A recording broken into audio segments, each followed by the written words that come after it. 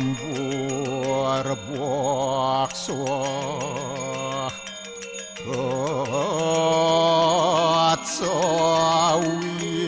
Atsawitur warenyem Borgu dewa sidiamahi Diwa Orocu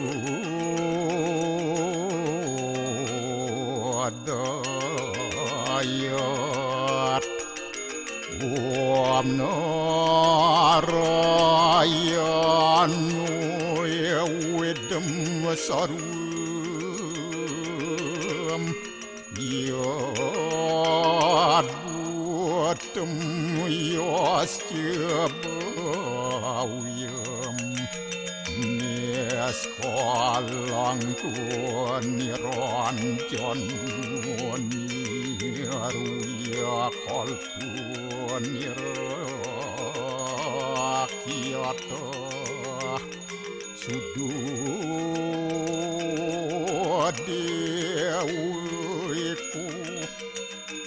Narayanu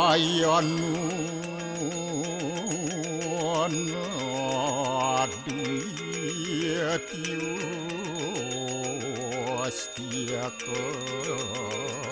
kastit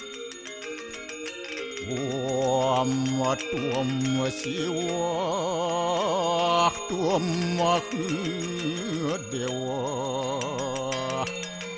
Ia suara Param suara Warahma Wisnu Asya Rudrasya Warusah Paryaki Ratita Ampapukaram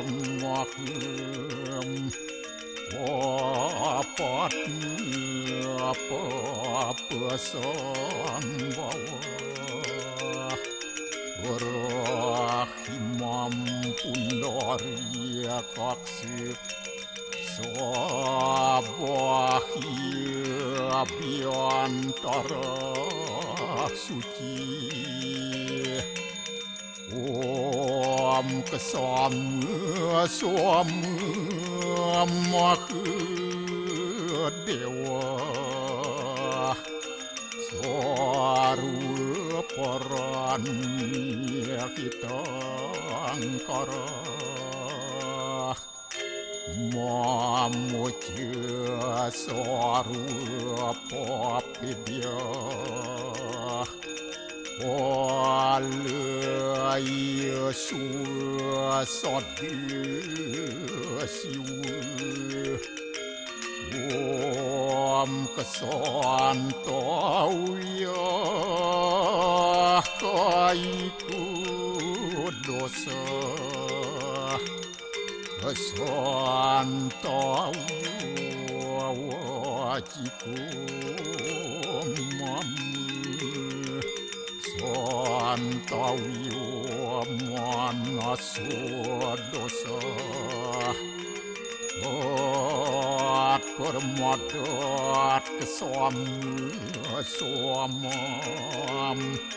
Om Santi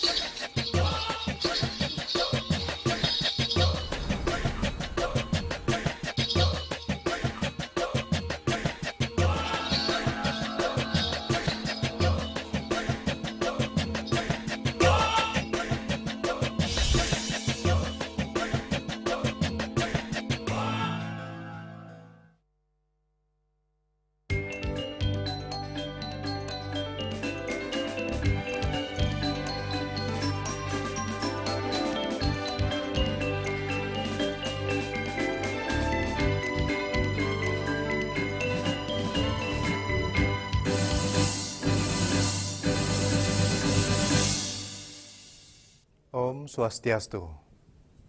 Pemirsa Bali TV, Seputar Bali kembali hadir dengan menyajikan sejumlah informasi. Di antaranya, timbulkan persoalan baru pada tata ruang. OSS dinilai tidak sinkron dengan sistem lokal.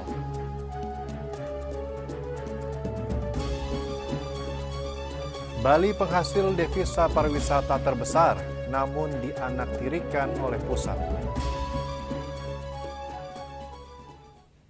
Jangan lewatkan juga informasi menarik lainnya yang sudah disiapkan tim redaksi kami. Bersama saya Agus Cegatraya, inilah Seputar Bali selengkapnya.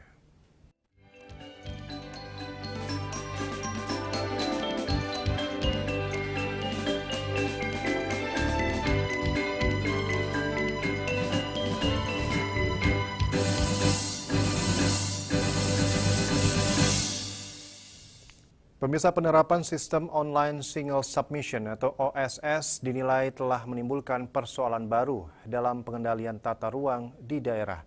Program yang awalnya bertujuan mempercepat investasi dan pertumbuhan ekonomi tersebut justru berdampak negatif karena tidak berjalan selaras dengan mekanisme lokal dan kebijakan tata ruang wilayah.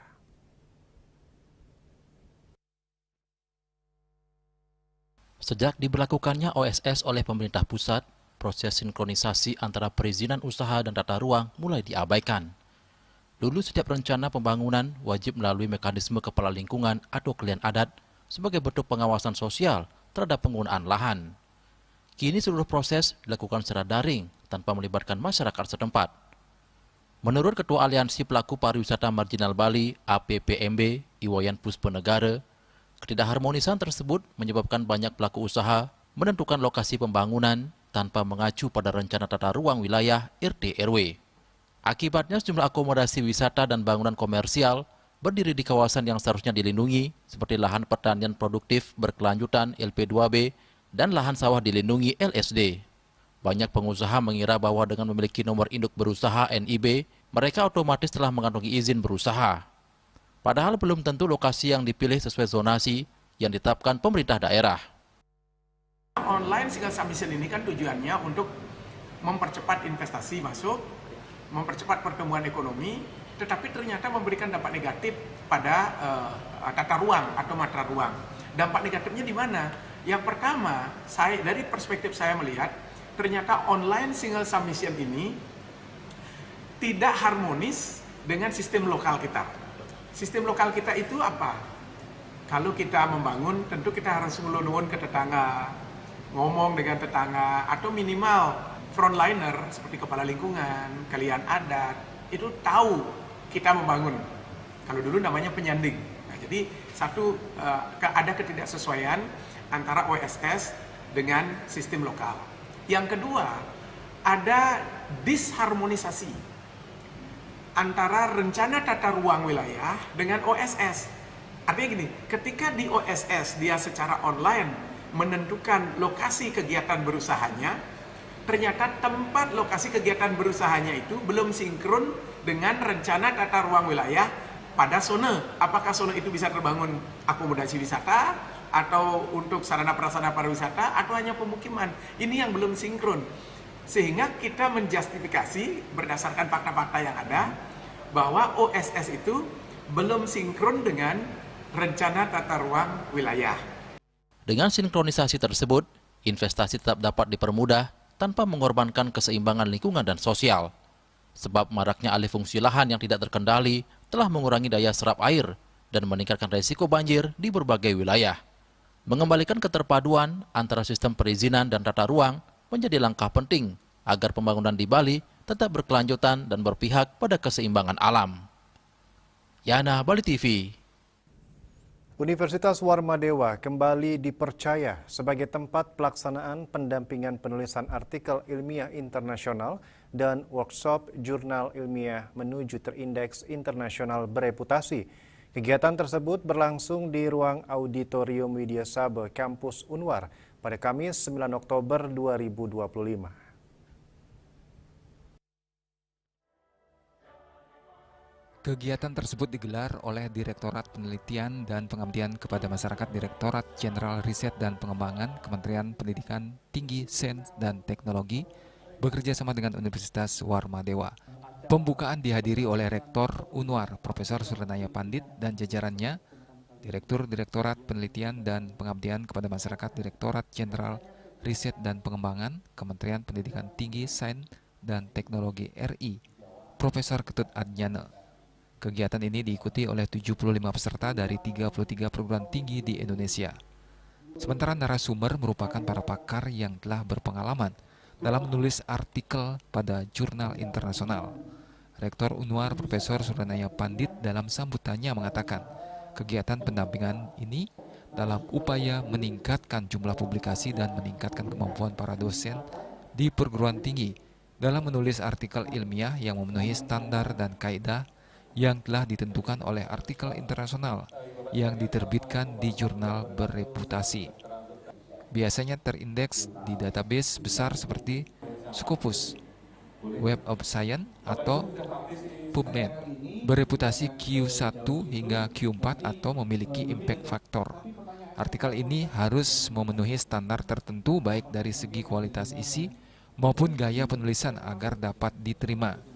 Penulisan artikel ilmiah di jurnal internasional bereputasi adalah langkah penting bagi peneliti atau dosen yang ingin berkontribusi pada perkembangan ilmu pengetahuan di tingkat global, serta dapat meningkatkan visibilitas dan reputasi seorang peneliti, memperluas kolaborasi jaringan dan membuka peluang baru dalam karir akademik. Mendampingi para penulis artikel yang telah mereka submit dengan harapan para penulis ini akan menghasilkan sebuah artikel yang bisa disubmit pada jurnal terindeks Scopus yang menjadi ikon, menjadi kebanggaan dari para dosen dari berbagai perguruan tinggi yang ada di Indonesia. Sementara Direktur Direktorat Penelitian dan Pengabdian kepada Masyarakat Direktorat Jenderal Riset dan Pengembangan Kementerian Pendidikan Tinggi, Sains dan Teknologi RI, Profesor Ketut Adnyana mengatakan, pendampingan ini sangat penting agar peserta mampu menghasilkan penelitian yang berkualitas, memenuhi standar dan mudah dipahami, dan tentunya bisa tembus di jurnal internasional.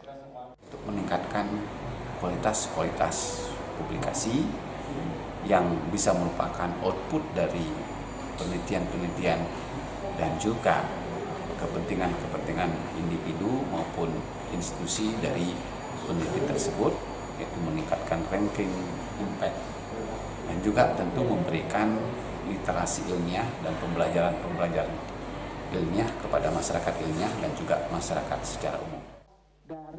Sebelumnya, acara serupa telah digelar di berbagai perguruan tinggi lain di Indonesia. Sebagai agenda rutin, kegiatan ini diharapkan bisa meningkatkan kemampuan teknis penulisan artikel ilmiah para akademisi di Indonesia, sehingga diharapkan terjadi peningkatan kualitas, bukan hanya kuantitas artikel. Rias Sabali TV.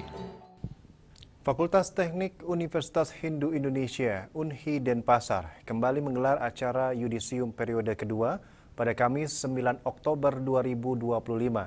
Selain teori dan praktik, para lulusan telah dibekali soft skills dan kompetensi keahlian khusus sehingga siap bersaing dan terjun dalam dunia kerja.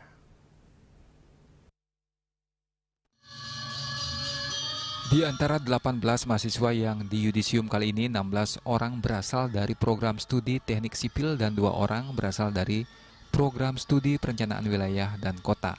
Dekan Fakultas Teknik Universitas Hindu Indonesia Profesor Dr. Iwayan Muke mengatakan, hingga tahun ini Fakultas Teknik Universitas Hindu Indonesia telah mencetak 315 lulusan pada program studi teknik sipil dan 76 lulusan pada program studi perencanaan wilayah dan kota.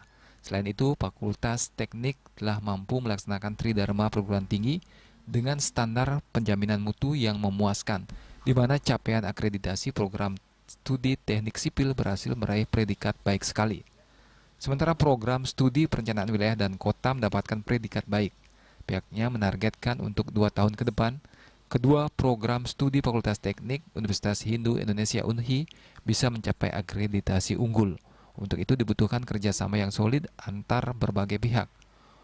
Prof. Muko menambahkan, saat ini pihaknya tengah bersiap untuk membuka program pasca sarjana, magister teknik sipil dan targetnya tahun 2026 sudah dapat beroperasi dan menerima mahasiswa baru. Kedepannya ia berharap para lulusan terus meningkatkan pengetahuan dengan melanjutkan ke jenjang yang lebih tinggi, sehingga mampu bersaing menghadapi tantangan dalam dunia kerja.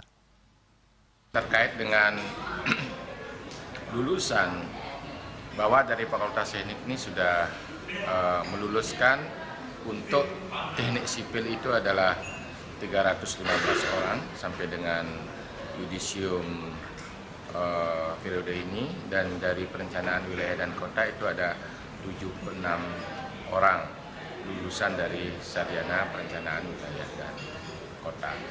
Nah, untuk ke depan, jadi pengembangan Tridharma perguruan tinggi dapat kita implementasikan dengan baik, terbukti dengan rata-rata lulusan kita, termasuk juga periode ini adalah rata-rata 4 tahun atau 8 semester. Jadi ini menunjukkan komitmen kita di dalam pelaksanaan dari Tridharma perguruan tinggi yang pertama, yaitu pendidikan. Lulusan kita itu rata-rata 80% itu adalah tepat. Lulusan terbaik program studi teknik sipil diraih Imade Wira Putra Pratama ST dengan IPK 3,90 dan predikat dengan pujian atau cum laude. Sedangkan lulusan terbaik program studi perencanaan wilayah dan kota diraih Desak Made Marterake Siwi SPWK dengan IPK 3,82 dengan predikat sangat memuaskan. Dengan kita meraih gelar ini, jangan semata-mata hanya dijadikan sebagai penambahan nama, juga jadikanlah tanggung jawab moral untuk dapat mempertanggungjawabkan apa yang telah kita raih ini ke kehidupan bermasyarakat, dapat lebih bermanfaat. Yudisium dirangkaikan dengan kegiatan orasi ilmiah tentang manajemen risiko dan pengolahan air berkearifan lokal Bali, harmoni alam, budaya, spiritualitas, dan nilai Trihita Karana oleh Dr. Anak Agung Ayu Made Cahaya Wardani, STMT.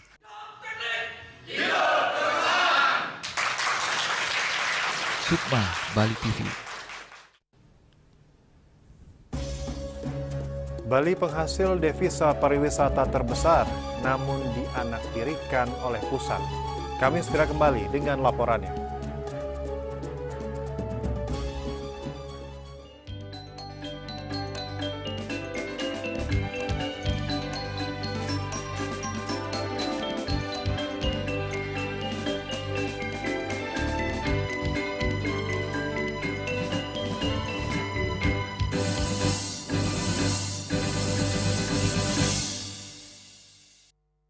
Lambung apa 4 terobosan yang terbaik? Rido! Segar-segar, luwak white coffee. Luwak white coffee less sugar dulu. Wah. Luwak white coffee less sugar dibuat dengan susu rendah lemak, rendah gula, rendah kalori. Menangkan 5 tiket nonton langsung Piala Dunia. Kirim 5 bungkus kopi luwak apa saja. Foto dan upload ke sosial media tag Kopi Luwak Official. Buruan kirim, pemenang akan segera dipilih. Luwak white coffee, rendah gula, nyaman diminum. Cat color dengan daya sebar yang luas, cepat kering, dilengkapi 39 pilihan warna. Kualitas dijamin terbaik. Cat color harga ekonomis. Dia percaya diri kalau senyumnya ya ada yang kuning-kuning, ada segala macam. Sekali lagi saya bilang pencabutan bukan adalah solusi. Pasien-pasien dengan support suami, support anak-anaknya, menantunya, cucu-cucunya itu luar biasa. Sakit yang terkontrol kita tidak sebut sebagai sakit. Sehat pada usia lanjut dilihat dari... Saksikan Harmoni Bali setiap minggu pukul 16 WITA hanya di Bali TV.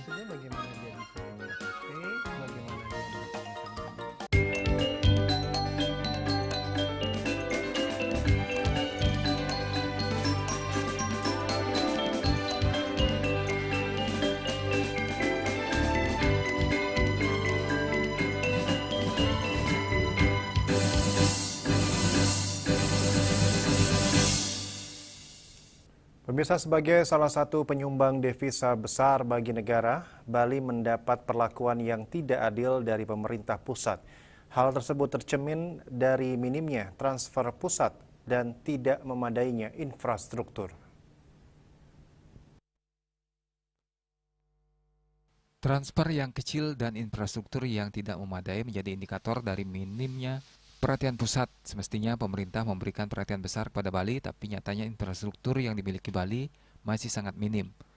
Masih banyak dijumpai fasilitas umum dan jalan-jalan rusak, padahal Bali merupakan etalase Indonesia di dunia dan penghasilan devisa pariwisata terbesar di Indonesia. Akademisi Unwar, Dr. Putu Ngurah Suyatnayase mengatakan, sangat wajar masyarakat Bali merasa dianaktirikan oleh pusat mengingat kontribusi Bali sangat besar untuk pusat. Untuk memperjuangkan kepentingan Bali di pusat, perwakilan di DPR RI dan DPD RI dan pemerintah daerah perlu solid memperjuangkan Bali, mengesampingkan aliran politik dan ego sektoral, dan satu tujuan untuk memperjuangkan pembangunan Bali.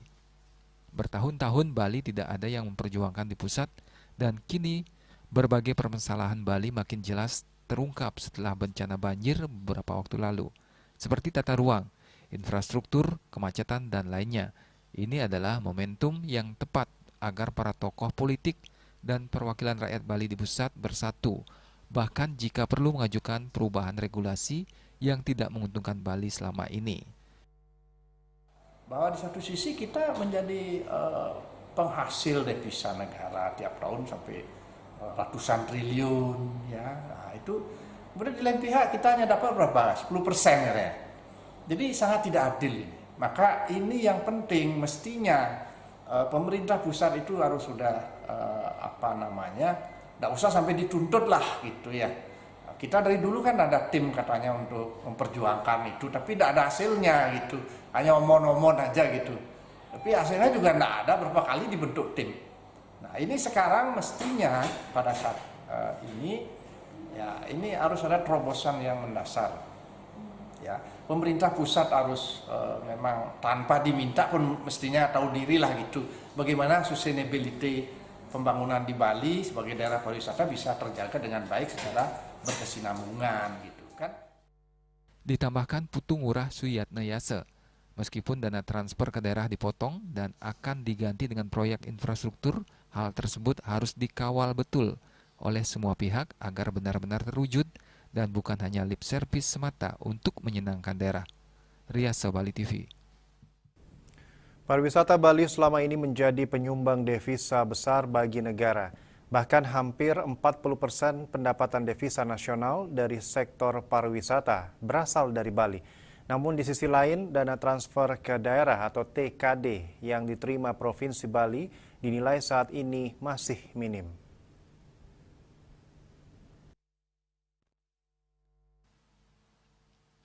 Dana transfer ke daerah tahun 2026 diperkirakan akan mengalami pengurangan sekitar 20%. Kondisi ini menjadi perhatian serius mengingat Bali sebagai destinasi pariwisata dunia tengah menghadapi berbagai persoalan mulai dari kemacetan lalu lintas, kebersihan lingkungan hingga pengelolaan sampah yang sedang diarahkan ke sistem Waste to Energy WTE. Pelaku pariwisata yang juga Ketua PHRI Badung Gusti Agung Rai Suryawijaya menyatakan, Bali memberikan devisa besar dari sektor pariwisata bagi negara. Namun selama ini dana transfer daerah diakui masih minim. Sebagai daerah bukan penghasil sumber daya alam, Bali hanya mengandalkan sektor pariwisata. Ia berharap ada kebijakan politik dari pemerintah agar dana transfer ke daerah bisa ditambah, bukan dikurangi. Karena Bali juga sangat membutuhkan pembangunan infrastruktur, terutama untuk mengatasi kemacetan dan pengelolaan sampah. Rai Suryawijaya menegaskan, pendapatan daerah Bali sebagian besar bersumber dari pajak dan dana transfer pusat. Dukungan anggaran dari pemerintah pusat sangat dibutuhkan untuk menjaga kualitas layanan dan daya tarik pariwisata. Kalau perjuangan ini kan keputusan politik, harusnya adalah tugas daripada jadi domainnya ini di politik, bukan dari kita dari pihak swasta khususnya PRI tentu bisa merekomendasikan agar jangan dipotong lah, justru harusnya ditambah karena Bali ini kan selain jadi hub internasional turis yang masuk ke Indonesia ya, Bali ini kan cerminan pariwisata dunia juga ya, ini yang harus dipikirkan. Jadi tidak hanya disamaratakan semua daerah dipotong, itu yang tidak. Jadi maka dari itu ya saya lihat banyak gubernur yang sangat keberatan. Ia menambahkan, kemajuan negara dapat dilihat dari pembangunan di daerahnya, maka sudah sewajarnya Bali yang menjadi penyumbang devisa besar memperoleh alokasi dana daerah yang proporsional dan berkeadilan. Sementara itu, akademisi Universitas Hindu Indonesia Denpasar Profesor Wayan Muke menilai kecilnya dana transfer pusat turut mempengaruhi pembangunan infrastruktur di daerah. Pasca bencana banjir bandang yang melanda Bali beberapa waktu lalu, pemerintah daerah harus mampu menetapkan skala prioritas dalam percepatan pembangunan dengan dana lebih efektif. Sebagai daerah wisata, fokus dapat diarahkan perbaikan jalan dan penanganan kemacetan di kawasan wisata Bali Selatan. Nah, merealisasikan ini kan perlu anggaran, perlu biaya, gitu kan. Biaya bagaimana nanti pemerintah bisa mengupayakan supaya nanti anggaran yang ada di pusat itu diprioritaskan untuk pembangunan yang memang membutuhkan percepatan. Ada beberapa ruas-ruas jalan yang memang harus memerlukan penambahan demi kelancaran dari lalu lintas. Termasuk juga terkait dengan fasilitas infrastruktur yang lainnya. Winata, Bali TV. Prosesi Mepepada Agung mewarnai pelaksanaan karya Puja Wali Ngusabe Purnamaning Sasih Kapat tahun 2025 di Pura Tuluk Biu, Desa Dat Batur, Kecamatan Kintamani, Bangli, Senin 6 Oktober 2025. Ribuan pemedak turut mengiringi upacara Mepepada Agung tersebut. Suasana sakral mewarnai prosesi Mepepada Agung yang menjadi bagian penting dari rangkaian karya ini. Puncak Puja Wali ini digelar bertepatan dengan Rahina Purnamaning Kapat sebagai ungkapan syukur umat kepada Ido Sang Yang Widiwasa atas anugerah dan kemakmuran yang diberikan. Prosesi Mepepada Agung dimulai sekitar pukul 15.00 WITA, diawali bakti penyembelihan, dilanjutkan dengan iring-iringan kober, umbul-umbul, serta pralingga Ida Betara. Arak-arakan suci tersebut diiringi 7 sekegong dan penari baris, berjalan menyusuri jalan utama sejauh 2 km ke arah selatan, kemudian berputar ke arah utara, dan kembali ke areal pura untuk melaksanakan bakti pengusaban. Ketua Panitia Karya Puja Wali Pura Tuluk Biu dan Juru Penyarikan Alitan didampingi Wakil Ketua Panitia Karya Iwayan Winurjaya menjelaskan bahwa Mepepada Agung merupakan wujud bakti dan rasa syukur umat kepada Ido Sang Yang Widiwasa. Dalam prosesi ini, Ida Betara Melasti ke Tanggun Desa Mececingak untuk memberikan kemakmuran bagi umatnya. Tahun ini upacara menggunakan 2 ekor kerbau, 2 kambing, 6 babi, serta berbagai upacara pebangkit. Dikatakan pula, yang berstana di Pura Tuluk Biu Batur adalah Ida Betara Siwa dan Ida Betari Perwati. Mengingat terjadi sejumlah bencana di Bali maupun dunia, Pura Tuluk Biu Batur akan menggelar upacara Medawa Seraya pada tahun 2026. Tujuannya untuk memohon kedamaian, kesejahteraan dan keselamatan bagi alam semesta beserta isinya. Melalui karya ini harapannya dunia senantiasa dilimpahi kerayuan dan kemakmuran. Sesuai adat Desa Pekerban Batur, seluruh prosesi serangkaian karya Ngusabe Kapat dipuput oleh Dana Jero Kaleran dan Klodan, Dana Jero Balian Mekalihan, serta Dana Jero Penyarikan Mekalihan. Tradisi ini telah dilaksanakan secara turun-temurun sebagai bagian dari warisan adat Bali Mula. Diketahui Ida Betara nyejer mulai 6 Oktober hingga 14 Oktober 2025, dirangkaikan dengan pelaksanaan bakti peperanian, Nuak Bagya, serta Mendem Bagya Pulokerti sebagai penutup seluruh rangkaian yatnya. Nah, ring sesampuni katuran bakti Pepada Agung Mali Jebos wau jaga pacang kemergiang bakti Puja Wali Purnamaning Sasih Kapat lan Ngusabe Purnamaning Sasih Kapat. Nah ring sios punika taler, winten punika parikrama, ring sajeroning tiosan ring puja wali, jaga pacang taler kamergiang bakti aku agem, bakti Madewa Seraya. Tapi mawin kadaya sapunika riantukan jagat kadimangkin patut titiang riki ring pura tuluk biung ngelaksana yang bakti Madewa Seraya. Nah nika munggah ring sajeroning prasasti lempengan 6B tahun 933 Saka. Nika jaga pacang kemergiang taler kadi manut titiang pulih pewilangan ring sang amurdaning jagat Bali. Nika jaga pacang ke mergiang ring warse duang tali 6 likur sane pacang rauh. Juru Penyarikan Alitan mengajak seluruh umat Hindu dimanapun berada agar turut tangkel ngaturang bakti sebagai wujud rasa syukur atas karunia Ido Sang Yang Widiwasa. Melalui karya suci ini, harapannya kita semua dianugerahi kedamaian, kesejahteraan, dan kerahayuan. Riasa Bali TV. Kami akan segera kembali dengan informasi 2 pelaku copet warga negara asing diringkus.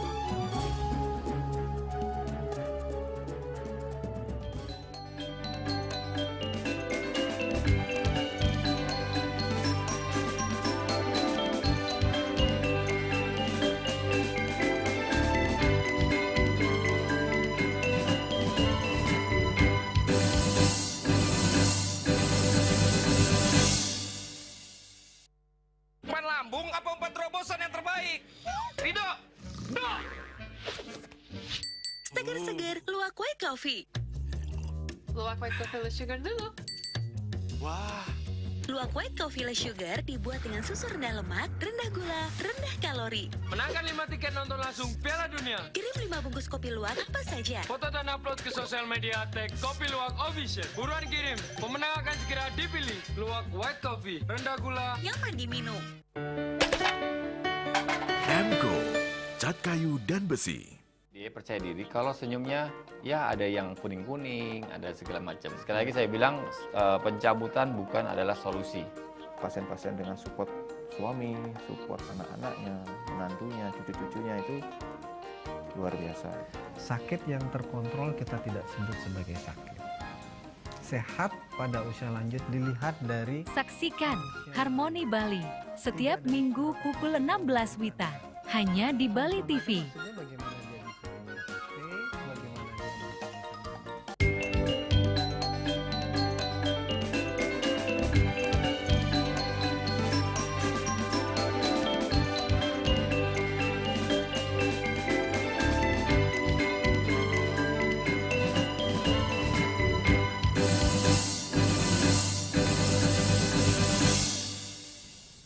Pemirsa, unit Reskrim Polsek Kute meringkus 2 pelaku copet yang menyasar warga negara asing. Berbekal rekaman kamera pengawas, petugas menangkap kedua pelaku di kawasan Jalan Gunung Salak, Denpasar Barat.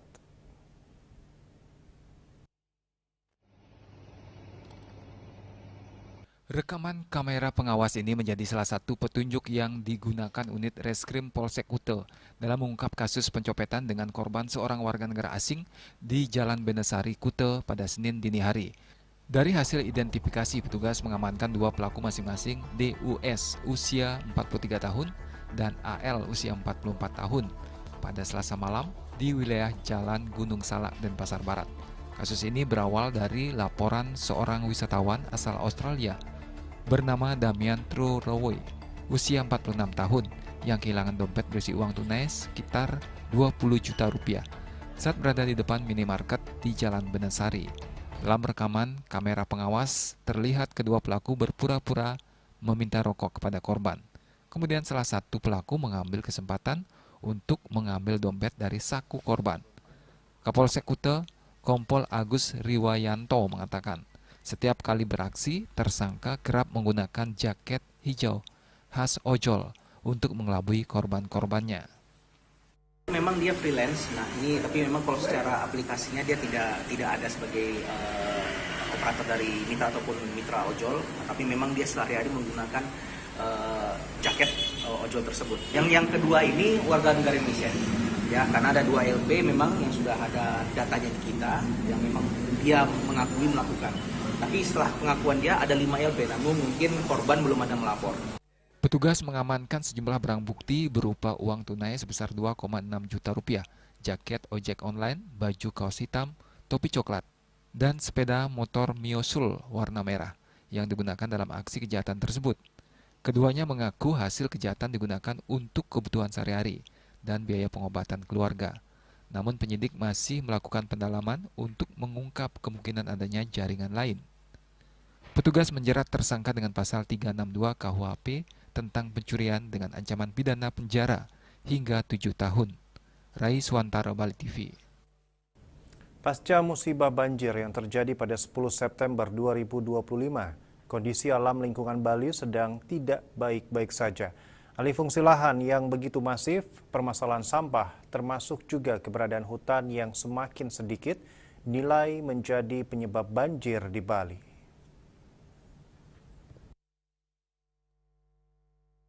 Kesadaran masyarakat Bali dalam menjaga alam lingkungan juga semakin menurun, menurut akademisi Profesor Ketut Sude.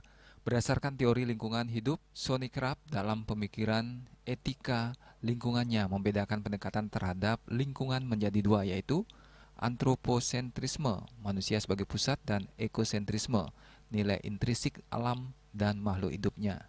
Citra lingkungan ekosentrisme artinya bahwa ketika masyarakat menjadikan alam sebagai pusat, maka masyarakat menekankan pada harmonisasi hubungan antara makhluk hidup dan komponen ekosistem baik biotik maupun abiotik. Hal inilah yang dianut masyarakat Bali zaman dahulu, di mana sangat kental menjalankan citra lingkungan ekosentrisme. Hal ini bisa dibuktikan dari konsep hidup masyarakat Bali yang berlandaskan Trihita Karana. Namun saat ini pandangan hidup masyarakat Bali tampaknya mulai bergeser ke arah antroposentrisme, ketika masyarakat tidak lagi menjadikan alam sebagai pusat, melainkan manusia itu sendiri dijadikan pusat. Maka hal ini yang sering menimbulkan bencana. Nah, tetapi akhir-akhir ini tampaknya perubahan citra lingkungan masyarakat yang dianut oleh masyarakat Bali itu tampaknya sudah mulai bergeser ke citra lingkungan antroposentrisme. Ketika masyarakat berpegang pada citra lingkungan antroposentrisme, tidak lagi alam dianggap sebagai pusat, tetapi manusia itu sendiri yang dianggap sebagai pusat. Artinya apa? Manusia di dalam menilai alam itu dilihat dari sejauh mana nilai-nilai yang dapat dimanfaatkan oleh manusia atas sesuatu yang ada di alam semesta ini. Jadi lingkungan sudah dianggap sebagai objek, tidak lagi sebagai subjek. Ketika itu terjadi, maka inilah yang disebut dengan citra lingkungan antroposentrisme, sehingga bukan tidak mungkin dapat berakibat berbagai bencana. Itu kalau menurut keyakinan orang Bali, orang Hindu khususnya ya, berarti Tuhan sudah marah.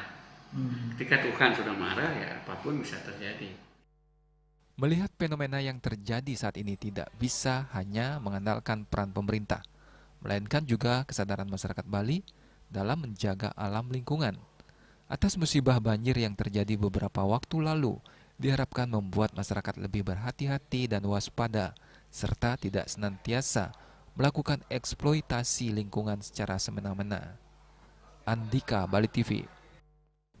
Pemirsa, banjir bandang yang melanda Denpasar 10 September 2025 lalu menjadi tamparan keras bagi semua pihak.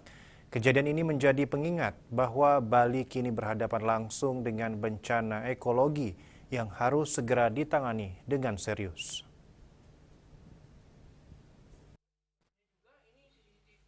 Sekretariat Dewan Setwan DPRD Bali bersama wartawan DPRD Bali melakukan kunjungan langsung ke Dinas Sumber Daya Air SDA Provinsi DKI Jakarta, Kamis 9 Oktober 2025.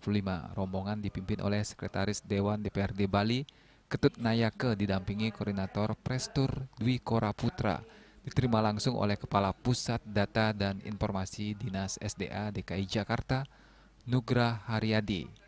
Sekretaris Dewan DPRD Bali Ketut Nayake menegaskan alasan kunjungan ini berangkat dari keprihatinan mendalam atas banjir besar yang belum pernah terjadi sebelumnya di Bali. Ia menekankan pentingnya tindakan nyata di lapangan, yaitu mengembalikan fungsi bantaran sungai dan melakukan pengerukan sungai. Ia juga mengatakan bahwa Bali harus punya master plan pencegahan dan penanganan banjir. Ia pun mendorong pemerintah daerah untuk memperkuat infrastruktur serta membangun sistem mitigasi bencana yang lebih terintegrasi. Itu mungkin baru masukan karena itu perlu kajian terkait dengan kewenangan. Ada kewenangan kabupaten, ada kewenangan kota, ada kewenangan provinsi. Nah, apakah memungkinkan? Itu tergantung nanti dari kebijakan ini. Kalau nanti dikembangkan ya mungkin lebih bagus juga. Itu lebih fokus dia untuk penanganan, terutama bencana yang berkaitan dengan air, curah hujan, gitu. Ya kira. Sementara itu, Nugrah Haryadi menegaskan, banjir tidak mungkin dihapuskan sepenuhnya. Bahkan di Jakarta yang sudah memiliki sistem pengendalian canggih sekalipun, Jakarta menghadapi 3 jenis banjir yaitu kiriman, lokal, dan rob. Dengan 13 sungai yang melintas, ancaman itu permanen, namun penanganannya dilakukan melalui pendekatan Stormwater Management Nature Based Solution (NBS) yang melibatkan pemerintah dan masyarakat secara aktif dari perencanaan hingga pemeliharaan. Kita bisa memberikan mitigasi yang terbaik untuk masyarakat, itu dulu utamanya. Jadi bagaimana menjaga keselamatan masyarakat, baik itu nyawa maupun harta benda milik masyarakat. Itu adalah salah satu yang paling utama, maksud saya, yang paling utama daripada early warning system. Kemudian dibangun, karena DKI Jakarta ini dari 13 sungai, maka kita bangun early warning system itu dari mulai hulunya, dari mulai daerah-daerah penyangga Jakarta, baik Bogor, Depok, Tangerang, Bekasi.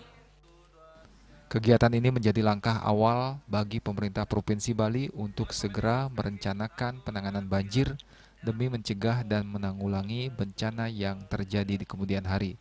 Bunga Widrayani, Bali TV.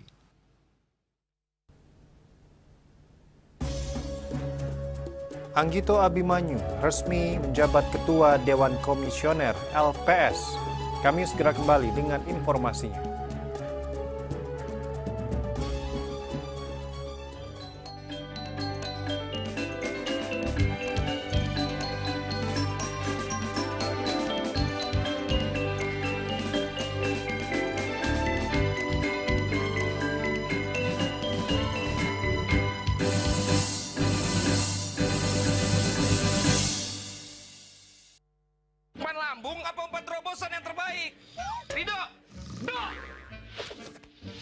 Seger-seger, luwak white coffee.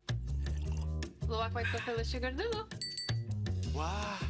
Luwak white coffee less sugar dibuat dengan susu rendah lemak, rendah gula, rendah kalori. Menangkan 5 tiket nonton langsung Piala Dunia. Kirim 5 bungkus kopi luwak apa saja. Foto dan upload ke sosial media tag Kopi Luwak Official. Buruan kirim, pemenang akan segera dipilih. Luwak white coffee, rendah gula, nyaman diminum.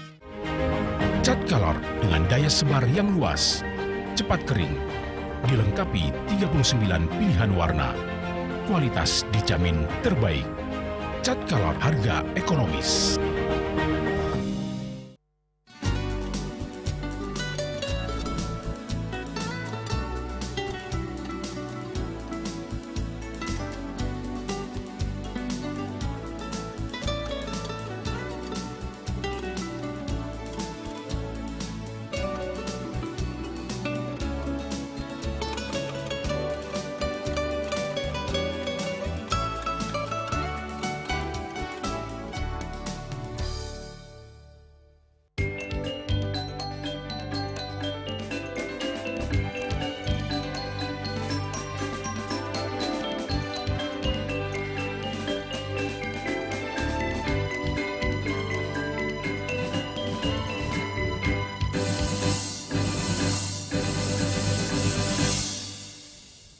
Pemirsa, Anggito Abimanyu resmi dilantik Presiden Prabowo Subianto sebagai Ketua Dewan Komisioner Lembaga Penjamin Simpanan atau LPS periode 2025-2030 menggantikan Purbaya Yudi Sadewa yang kini menjabat sebagai Menteri Keuangan.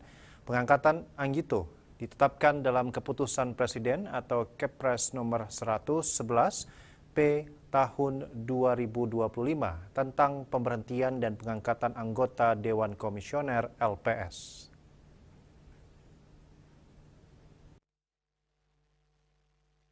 Presiden Prabowo Subianto melantik Wakil Menteri Keuangan Anggito Abimanyu sebagai Ketua Dewan Komisioner Lembaga Penjamin Simpanan LPS periode 2025-2030 di Istana Negara pada Rabu 8 Oktober.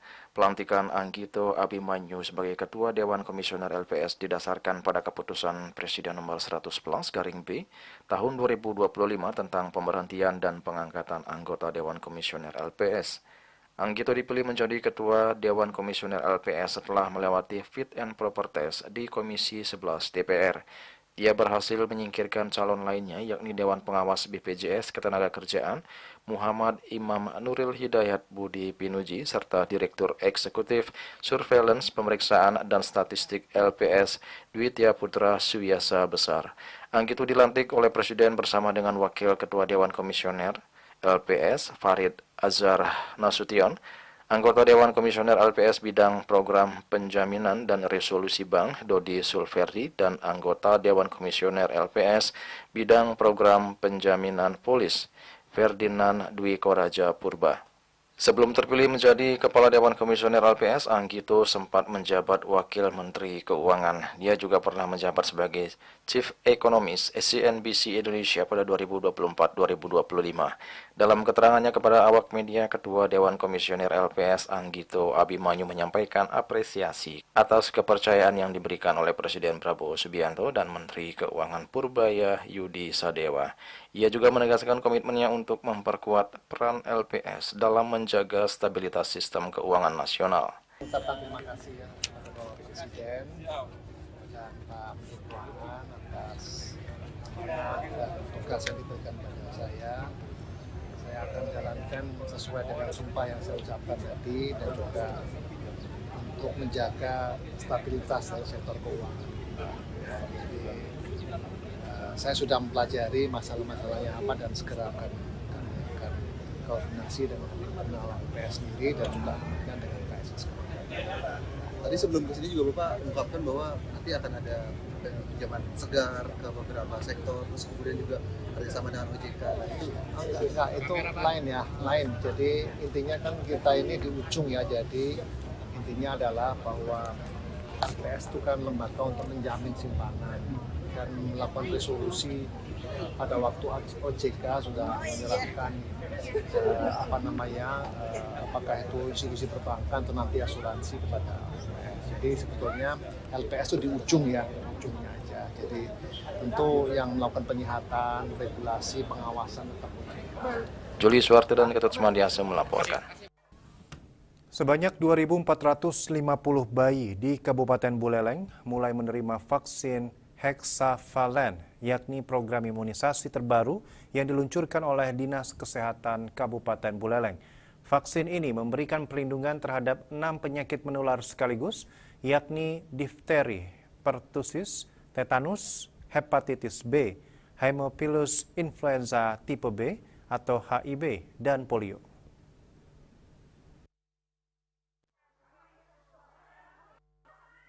Provinsi Bali menjadi salah satu dari 3 wilayah percontohan nasional bersama Daerah Istimewa Yogyakarta dan Nusa Tenggara Barat yang mulai mengimplementasikan vaksin ini pada Oktober 2025. PLT Kepala Dinas Kesehatan Kabupaten Buleleng, Dr. Gede Nyoman Sebawo mengatakan program ini menjawab keresahan masyarakat soal banyaknya suntikan yang harus diterima bayi dalam imunisasi dasar. Ia menjelaskan vaksin hexavalent dirancang untuk menggantikan jadwal imunisasi dasar pada usia 2, 3, dan 4 bulan, sehingga bayi mendapatkan perlindungan lebih luas dengan jumlah suntikan yang lebih sedikit. Menurut Sebawo, pengurangan jumlah suntikan tidak hanya mengurangi rasa sakit dan trauma pada bayi, tetapi juga meningkatkan kepatuhan orang tua dalam menuntaskan imunisasi dasar lengkap IDL. Selain manfaat bagi bayi dan keluarga, tenaga kesehatan juga merasakan efisiensi karena pemberian vaksin menjadi lebih praktis dan efektif. Di Buleleng, vaksin diberikan kepada bayi berusia 2 bulan hingga 2 bulan 29 hari dan diharapkan mampu mendorong capaian ideal di atas 95%, sekaligus untuk mencegah potensi kejadian luar biasa KLB akibat 6 penyakit menular. Yasri Yuli, Bali TV. Jurusan Teknik Sipil memiliki peran penting dalam pembangunan infrastruktur. Meskipun terbilang sulit, jurusan Teknik Sipil masih sangat diminati generasi muda karena prospek kerja di bidang teknik sipil sangat gemilang dan gajinya dapat dikatakan menggiurkan, meskipun banyak proses yang harus dilalui.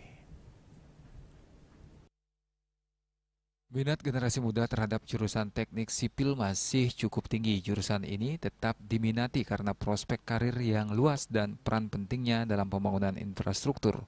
Lulusan teknik sipil memiliki banyak pilihan karir termasuk menjadi manajer proyek, insinyur struktural, insinyur lingkungan, hingga bekerja di pemerintahan atau industri konstruksi. Selain itu, gaji di bidang ini seringkali kompetitif, terutama bagi lulusan yang memiliki pengalaman dan keahlian yang mumpuni.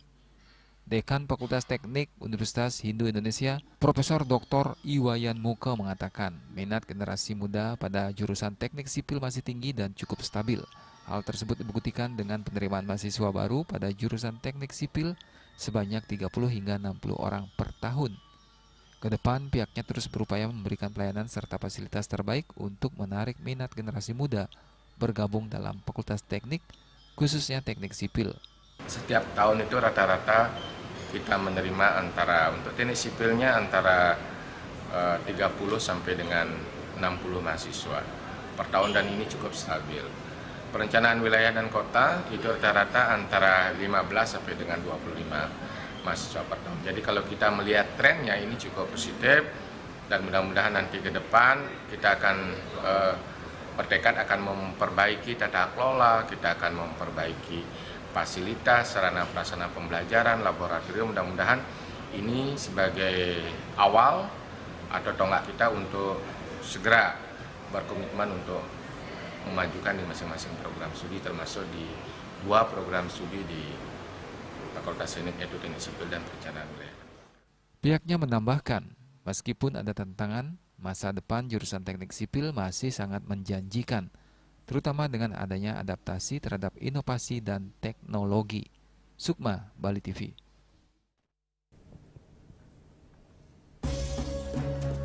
Pemirsa, jangan beranjak dahulu.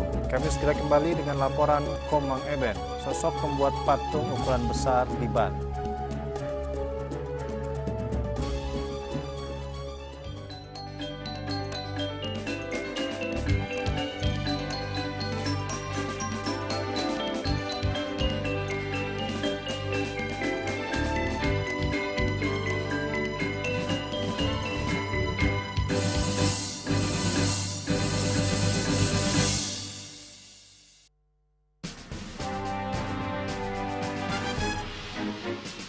Di Nusa Penida, cuaca panas terik ini kini membuat sebagian besar wilayah Nusa Penida semakin kering dan tandus Rupiah. Herawati mengatakan kini telah dilakukan penyitaan 31 juta rupiah. Tindak pidana yang telah memiliki kekuatan hukum dan 5 butir ekstasi berat bersih 1,70 gram. Saat diperiksa, tersangka lalu mengaku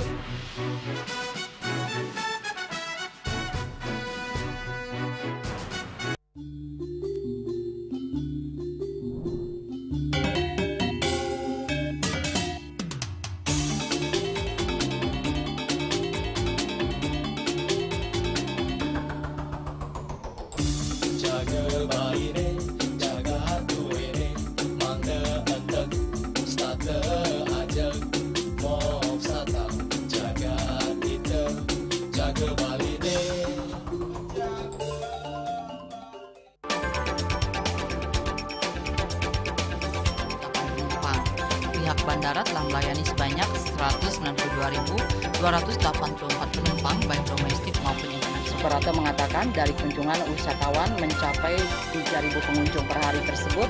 Ini mengacu pada perdagangan harga gabah yang juga semakin mahal saat ini.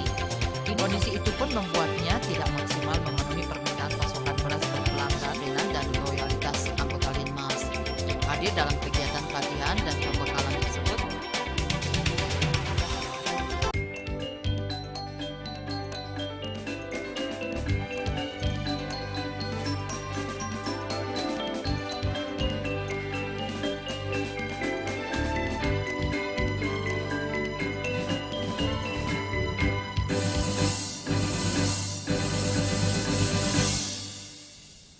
Pemirsa, nama pematung Ikomang Agus Parianata sudah akrab di kalangan di warga Gianyar hingga kabupaten kota lain di Bali. Dia dikenal sebagai pematung serba bisa, mulai dari konten tradisional, modern, hingga kontemporer. Agus yang akrab dipanggil Mang Eben ini juga memiliki hasil karya yang dipajang di Turiya Pada Tower berupa patung Panji Sakti. Bagaimana perkembangan seni patung pada saat ini? Ikuti laporan berikut ini.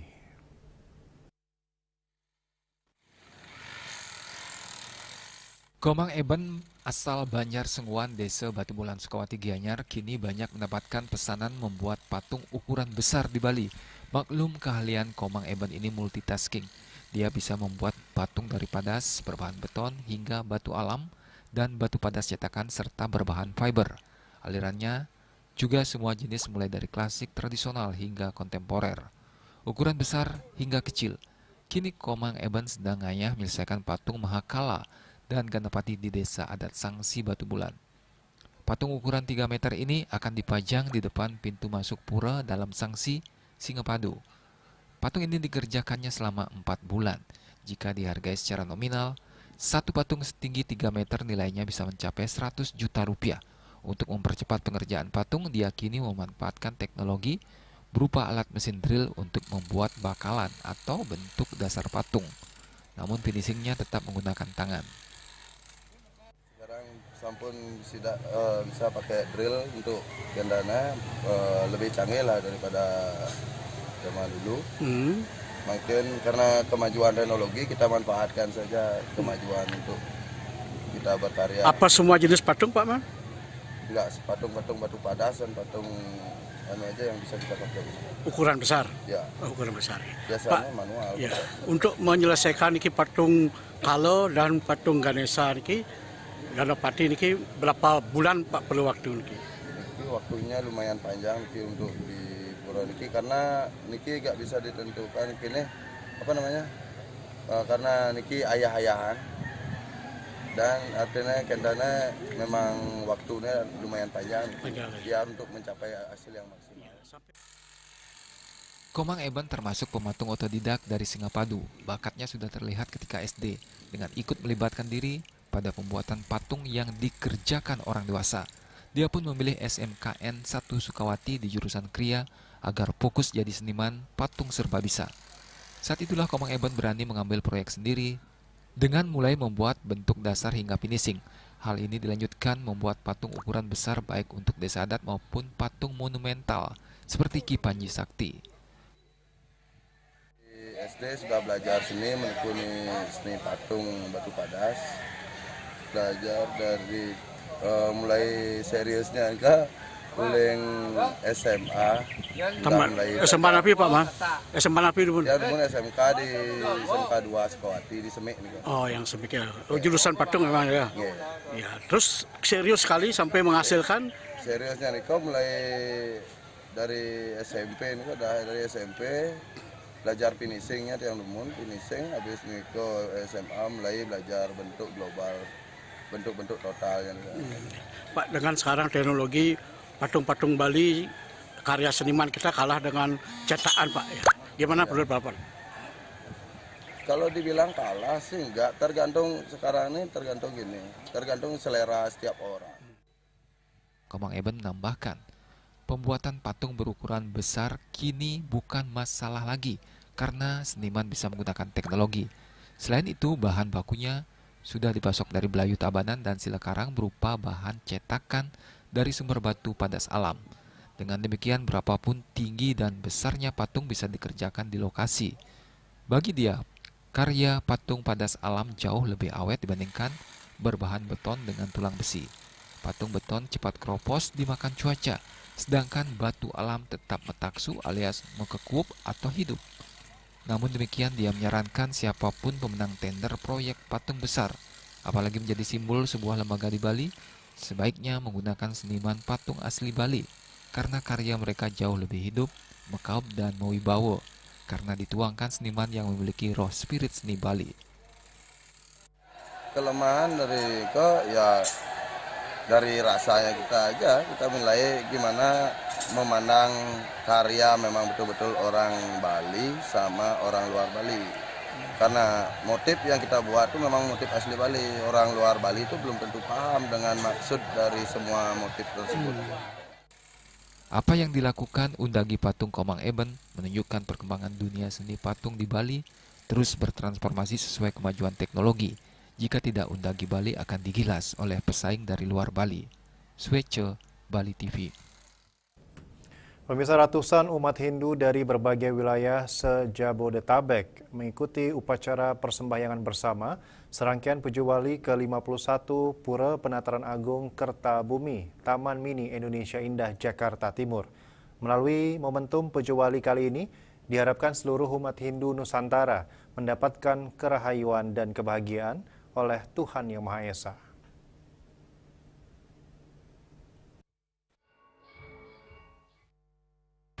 Ratusan umat Hindu dari berbagai wilayah se-Jabodetabek mengikuti upacara persembahyangan bersama Puju Wali ke-51 Pura Penataran Agung Kertabumi, Taman Mini Indonesia Indah, Jakarta Timur. Salah satu ketua panitia Puju Wali ke-51 Pura Penataran Agung Kertabumi, Iwayan Siwi, mengatakan kegiatan-kegiatan menjelang Puju Wali sudah dilalui, di antaranya tangkil ke Griya Ratu Pranda, matur pioning, pembuatan banten suci, pembuatan caru, pasang wastra pelinggi suci, netekat karya, dilanjutkan dengan munggahan daksina linggi, santi puja, melaspas barong, dan ngebejiang. Iwayan Siwi juga berharap momentum Puju Wali kali ini diharapkan seluruh umat Hindu Nusantara mendapatkan kerahayuan dan kebahagiaan oleh Tuhan Yang Maha Esa. Dan berlangsungnya Puju Wali yang ke-51 Pura Penataran Agung Kertabumi Indonesia Indah, semua umat mendapat kesehatan, kerahayuan, rezeki, dan dalam kesempatan ini pula panitia Puju Wali menyampaikan semaning mana kepada semua pihak kalau upacara panitia, semua pihak yang mendukung setogong dan sebagainya. Dumugi yang telah membantu dukungannya mendapat anugerah dari Tuhan Yang Kuasa dan kerahayuan, kesehatan, rezeki yang berlimpah.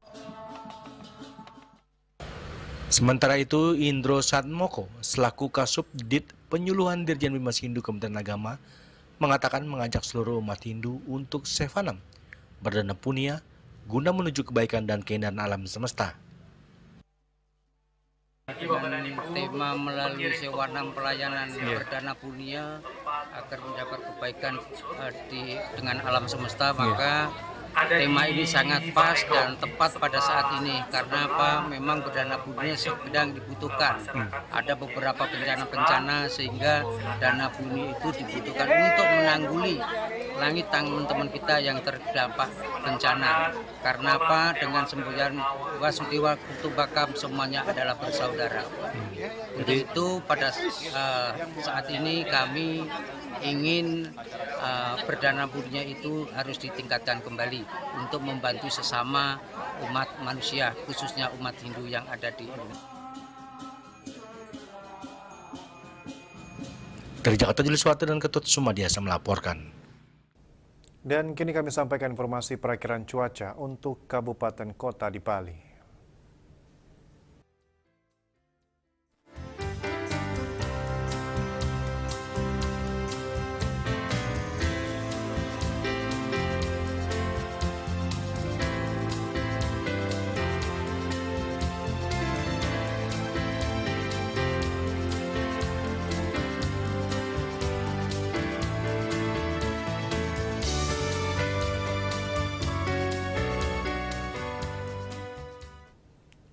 Seputar Bali bersama Minyak Apun Gandapati, Usada Bali Keluarga Sehat. Update terus informasi Anda dengan subscribe dan like YouTube channel Bali TV @newsbalitv. Mewakili redaksi yang bertugas, saya Agus Cegatraya pamit undur. Terima kasih atas perhatian Anda dan sampai jumpa. Om Santi Santi Santi Om.